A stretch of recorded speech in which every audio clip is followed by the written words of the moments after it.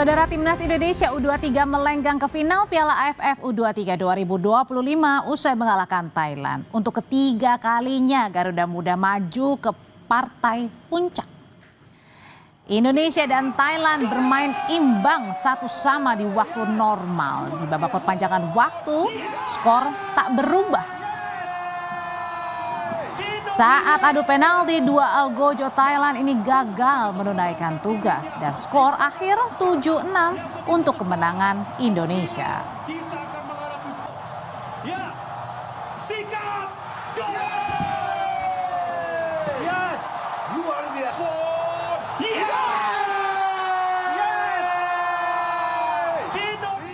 Timnas Indonesia U23 saudara mengalahkan Thailand secara dramatis lewat adu penalti. Meski Garuda Muda menang semalam, tapi apakah penampilan anak asuh Gerard van den Berg ini semakin membaik dari babak grup?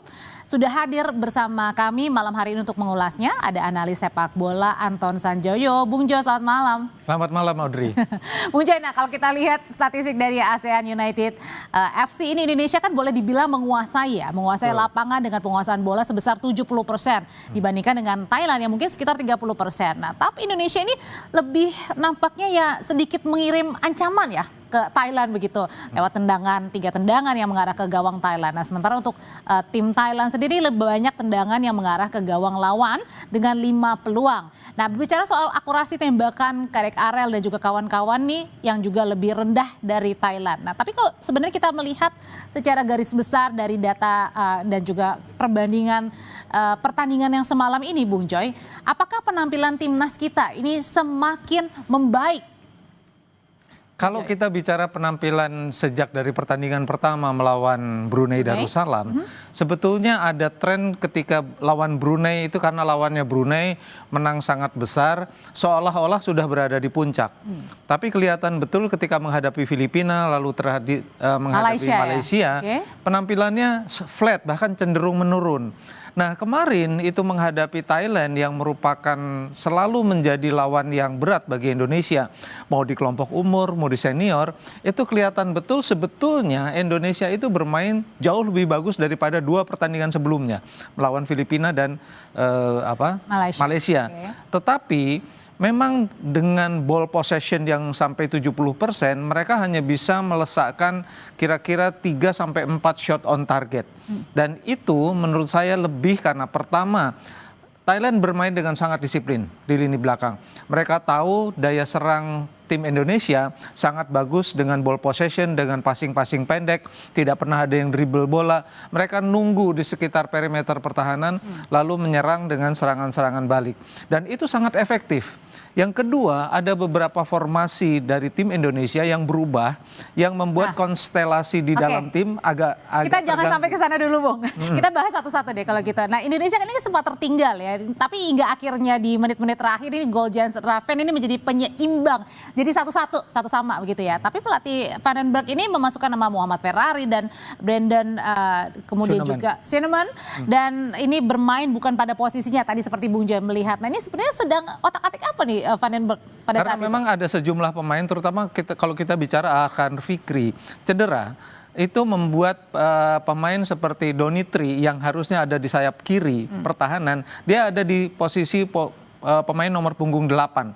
Dia ada di belakang striker. Jadi ada sedikit perubahan yang cukup mendasar di pertahanan dan sisi tengah. Ini yang membuat menurut saya apa yang sudah dibangun selama berminggu-minggu dalam pertandingan kemarin sedikit berubah, dan itu ada sedikit perubahan dalam cara mereka menyelesaikan serangan.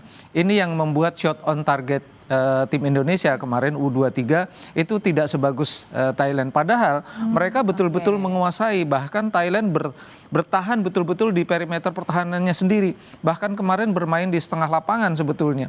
Cuma memang mereka bermain dengan sangat disiplin. Nah, ini yang tidak diantisipasi barangkali oleh Van den Berg karena Thailand ini biasanya bermainnya frontal juga.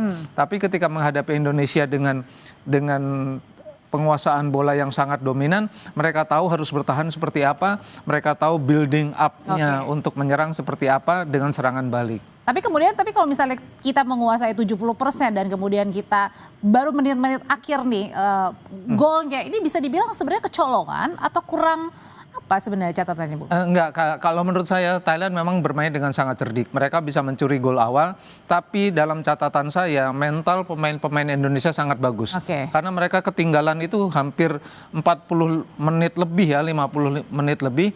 Mereka baru bisa mencetak gol menit 83. Artinya mereka tidak putus asa untuk terus menggebrak. Oke. Dan akhirnya lahir gol meskipun dari bola mati ya awalnya, tapi menurut saya itu sudah sangat oke. Dan Jan Sraven yang menurut saya dalam penampilan lawan Filipina Malaysia tidak terlalu oke, kemarin menunjukkan lagi tajinya. Oke, ini Bung kita juga lihat nih final tahun ini kan akan menjadi ulangan lagi nih bagi partai final 2 tahun lalu. Saat itu timnas kita takluk dari Vietnam setelah kalah dalam adu penalti. Nah pertanyaannya apakah performa timnas saat ini cukup untuk membalas kekalahan dari Vietnam? Tahan dulu ya Bung ya, nanti kita akan menjawab.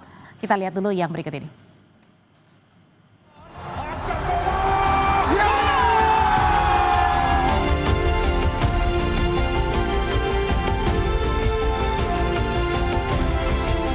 Ya, untuk tendangan penalti tadi yang saya tahan, saya percaya diri sekali bahwa tadi itu saya harus betul-betul tahan tendangan dari pemain.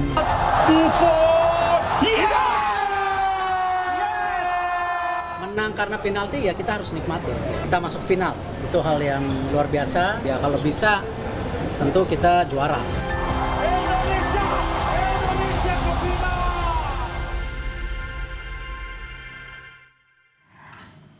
Selain Bung Joy sudah hadir juga malam hari ini bersama kami ada mantan penyerang timnas Ilham Jaya Kesuma. Malam Mas Ilham. Selamat malam Mbak. Yang kita akan membahas juga nih sama-sama performa timnas yang tadi kemarin malam ini sudah mengalahkan Thailand. Besok Selasa akan ketemu Vietnam. Nah pertanyaan pertama dulu, sebenarnya apa sih poin-poin penting catatan dari Mas Ilham sendiri terkait dengan performa kita tadi malam? Ya, pertama sih saya ucapkan selamat atas tim U23 sudah sampai ke final. Ini yang ketiga kalinya. Ya, mudah-mudahan kita bisa juara di tahun 2025 ya. Ini U23. Terus yang kedua, ya secara taktikal permainan sudah oke. Apa yang dibilang Bang Jo tadi. Pertandingan pertama lawan Brunei oke, Filipina, terus Malaysia dan Thailand memang agak sedikit penurunan. Memang yang saya lihat satu finishing. Finishing. Yang kedua memang ketika Arkan dan Tony Firmansyah tidak ada, agak sedikit lini tengah kita agak berkurang. Oke, tapi kalau misalnya kan kemarin kan kita melihat penguasaan Indonesia jauh dominan daripada Thailand ya Mas Ilham ya. Anda sebagai mantan striker sebenarnya kan kita punya banyak peluang juga ya. Tapi, banyak juga. Tapi pertanyaannya apakah ini kurang dimanfaatkan dengan baik atau karena memang Thailand yang kemarin malam ini kuat gitu? Ya salah satu tadi saya yang bicara ya, finishing kita memang semalam ya tidak seperti lawan Brunei karena memang kebetulan lawannya Brunei. Sedangkan ini kan Thailand, beda. Dan satu sisi juga mungkin ya inilah taktil Thailand sendiri ya. Mereka udah tahu bagaimana kita penguasaan bola dan yang terjadi ketika kita kehilangan bola counter attack ya terjadi 1 gol. Jadi ya mudah-mudahan ke depan saya pikir juga Vietnam juga akan seperti Thailand bermainnya counter attack-nya sangat cepat sekali. Itu yang harus diantisipasi. Kontrolnya lebih counter attack-nya lebih cepat dari Thailand. Sama. Nah, tapi kalau kansnya sendiri kan ini mengulang kejadian lagi di 2 tahun yang lalu, Bung Joy. Ini gimana nih buat kita? Tadi kan harapannya tentu udah ketiga kali final ya, harapannya pasti semuanya pengen haus juara kan? Ya, memang Vietnam sebagai bangsa kita tahu sangat militan kan.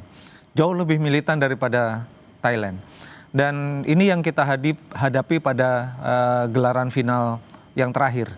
Ya, pemain-pemain yang kalau dari segi skill individu mereka tidak sebagus Thailand sebetulnya. Tapi kalau daya juang nggak ada lawan Vietnam itu. Oleh sebab itu yang harus dipahami oleh pemain-pemain Indonesia ini berhadapan dengan pemain-pemain dengan karakter yang sangat keras. Nah, dengan karakter keras ini dipadukan dengan skill mereka menurut saya rata-rata saja, tapi mereka punya semangat juang luar biasa. Oleh sebab itu, ini sebetulnya kan ajang untuk pembalasan final yang terakhir kan, gitu loh. Dengan modal kemenangan melawan Thailand yang nggak pernah mudah menang lawan Thailand. Menurut saya ini adalah peluang terbesar untuk kembali menjadi juara setelah 2019. Kalau gitu pertanyaan selanjutnya nanti akan dijawab oleh bapak-bapak adalah kalau kemarin kita bisa menang lawan Thailand meskipun juga kemarin endingnya adalah adu penalti begitu. Nah, apakah juga kita punya kans yang besar nanti besok kita juga bisa menang lawan Vietnam? Usai jeda tetap bersama kami. Bung Joy, Mas Ilham, kalau melihat kemarin kemenangan kita bisa melawan Thailand, kira-kira besok kans itu juga dimiliki nggak ketika kita berhadapan dengan Vietnam? Ya saya pikir kans itu pasti ada, Pak. Pertandingan bola itu pasti ada, apalagi kita di tuan rumah.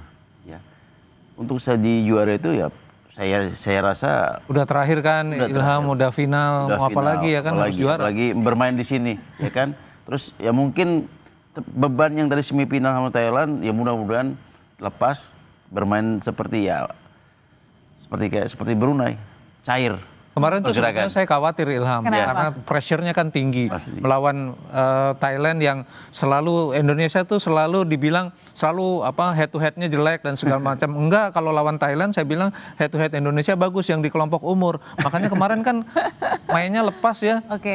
Menurut saya oke banget loh. Cuma memang ya itu tadi kembali finishing touch yang masih harus diperbaiki sama ketidakhadiran Arkan Fikri lalu Rahmat atau siapapun itu tidak boleh membuat daya gedor Indonesia berkurang, terutama ketika penyelesaian akhir ini yang saya kira dalam 1-2 hari ini pasti akan diselesaikan oleh Gerard van den Boer. Jadi artinya Selasa masih bisa ya untuk kemungkinan besar kita yang kali ini meraih juara. Peluangnya sangat besar karena satu, Indonesia dalam final terakhir kalah, sekarang kita bermain di hadapan publik Indonesia yang luar biasa. Ya, meskipun pressure-nya juga besar, tapi terbukti kemarin lawan Thailand, mereka bermain dengan lepas dan bagus. Saya kira mereka bisa bermain lepas juga. Tapi kemudian apa sebenarnya yang harus diwaspadai ketika nanti kita melawan Vietnam sebenarnya, Mas? Ya, yang tadi saya bicara, counter attack-nya. Counter attack-nya, bahaya sekali. Ketika kita bermain position seperti kayak Thailand, bermain, ya asal jangan salah passing, role itu ya itu yang akan dimampaikan mereka. Karena mereka, saya tahu dari pertandingan pertama, apalagi yang terakhir lawan Filipina, dia mampatkan sayap mereka dari dulu memang kencang sekali. Tapi kemudian catatan terakhir adalah pada saat kemarin kita penguasaannya tinggi, tapi kemudian finishing touch-nya kemudian kurang begitu. Ini harusnya diperbaiki segera ya oleh Van den Boer. Yang pasti mungkin besok atau hari ini sudah diperbaikin. Karena nggak ada waktu lagi ya, udah ada faktor luck juga sih sebetulnya beberapa header dan tendangan kan kena mistar, kena gawang. Sebetulnya juga Thailand lucknya nggak begitu bagus juga, ada beberapa yang kena mistar juga kan gitu loh. Jadi ya ketenangan di jarak tembak, di ruang tembak, menurut saya Jens Raven kalau dia tetap bisa tenang, menurut saya seperti bermain ketika melawan Brunei lah gitu kira-kira. Itu kan dia main enjoy banget gitu loh. Dan akhirnya cetak gol banyak banget ya di sana. Nah itu kalau dia bermain enjoy saya kira dia bisa bikin gol lagi. Terima kasih Bung Joy untuk ulasannya. Mas Ilham kita lihat Selasa ya jam 8 malam juga ya besok ya. Terima kasih, selamat malam semuanya. Saudara, informasi tadi juga sekaligus menjadi penutup kita di Sapa Malam hari ini. Dan di penghujung Sapa Indonesia malam hari ini kami mengingatkan Anda agar jangan lupa untuk terus mencukupi kebutuhan air mineral Anda setiap harinya dan rasakan kesejukannya. Saya Audrey Chandra pamit, terima kasih, selamat malam.